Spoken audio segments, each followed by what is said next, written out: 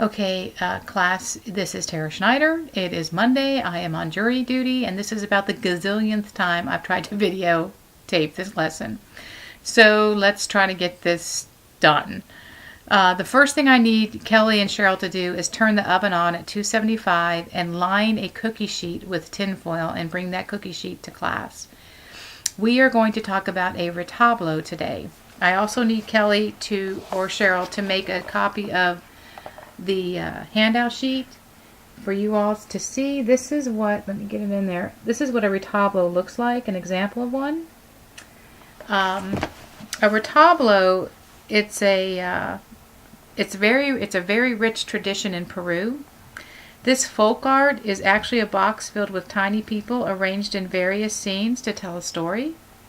In the past, priests carried brightly colored retablos filled with religious scenes through the mountain roads for the people to see. Nowadays, though, retablos are not limited to religious stories, but include local myths and legends as well. And I figured since we just finished celebrating our resurrection holiday that we should do something on that. So I thought for our retablo we would do the crucifixion and resurrection of Jesus Christ. So and we're not going to make people because that's very time consuming, and I'm not quite sure I know how to make a person out of polymer clay that actually will look like a person. So I've come up with some ideas of some items that would help tell the story of the crucifixion and the resurrection. So the first thing we need to do is you all will be getting one block of polymer clay. You need colored pencils and scissors. You need white chalk. You need a paintbrush. And you need the green, black, and brown paint that I have in my bag. So and plates to put the paint on. And you do not need a lot of paint. Just to dab those three colors on a plate so you can get ready to use it. So if you all get that out, get that ready, then we'll move on to our project. Okay? So the first thing I did was I painted your boxes green and blue, and I cut the lid apart and put it on the box, okay? So it can open and it can store. It serves part as our scene also.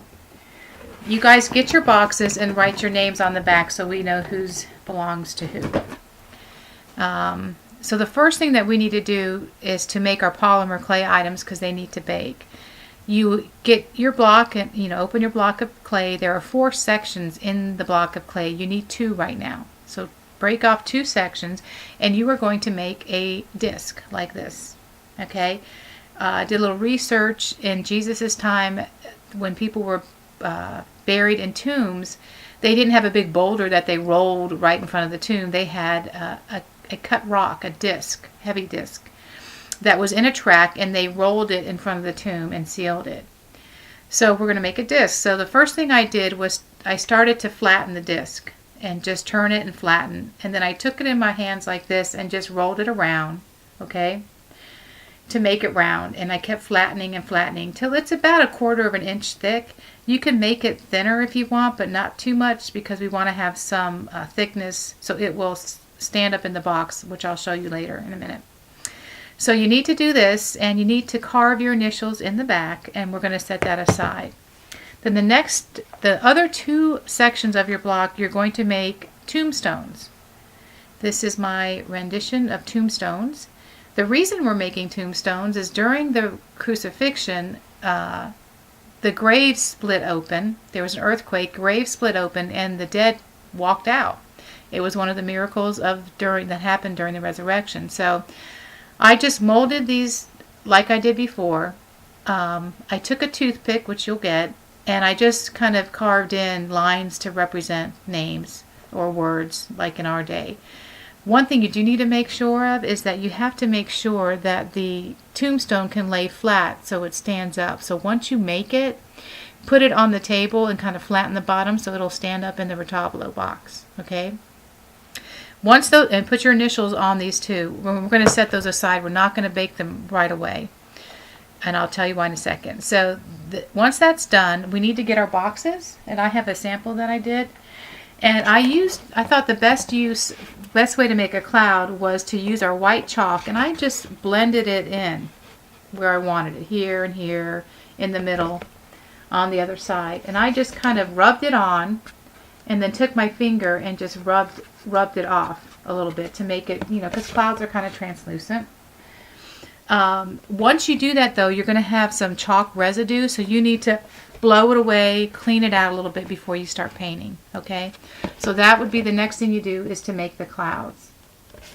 After the clouds are done, we need to paint our hillside. A lot of tombs were dug out of hillsides or mounds, okay? And what I did was I just took green paint and traced traced the outline of how I wanted my mountain to look, and just painted it in with green and a little bit of brown, okay?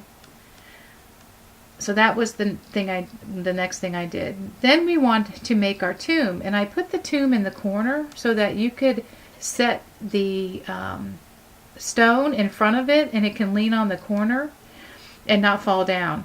The reason I wanted you to keep it is I want your tomb to make sure that your tomb opening is not too big, so that the stone doesn't cover it all the way, like this. Okay, so here it stands up and it covers my tomb all the way. You don't see it above it at all. So that's why you kept the disc. So if you guys could do that, measure out how big the opening needs to be, and then we can put these back on the cookie sheet, and Kelly or Cheryl can take it to the oven and bake it. Again, 275 for 80 minutes. You need to check on it a little bit, but because it's so thick, it took about 80 minutes for those pieces of mine to harden up. So once you're finished with your mountain, you all have a copy of the City of Jerusalem on cardstock. I colored in, if you can see the tree, there's a few trees, palm trees, and I colored those green. And then I colored a few of the openings black, and then I cut it out. This clip art was in a thing of clouds that surrounded the city. I just cut around the clouds and just cut the city out. I put it in the background like that to kind of show that it is farther away from the tomb, because when Jesus was crucified, he wasn't crucified in the city, it was outside the city. And I put the city on the horizon so it looks like it's, farther away. Okay? And then we just tape that to the background. There are some other items. That should probably keep us busy for now, but there are other items that you could continue to work on if you get done. One of them was I gave everybody, there's a sheet of, I printed out some suns, and I printed different sizes so that, because there's different size boxes, you need to choose which one is most appropriate for your box and cut it out. This will be your sun that will be put on the background for the resurrection day when Jesus came out of the tomb. You also have a sheet or picture of Jesus coming out of the tomb. You can cut him out, cut that one out. And then also during when Jesus was resurrected, of course, there was an angel on the stone. So I have a picture of an angel, and I did cut out the background so I could just have the angel as if he was sitting on the stone, okay, during that time.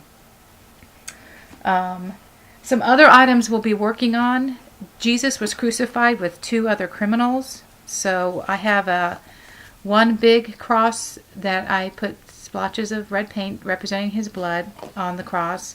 I also made, he had a crown of thorns out of raffia that we will be making, okay, around there.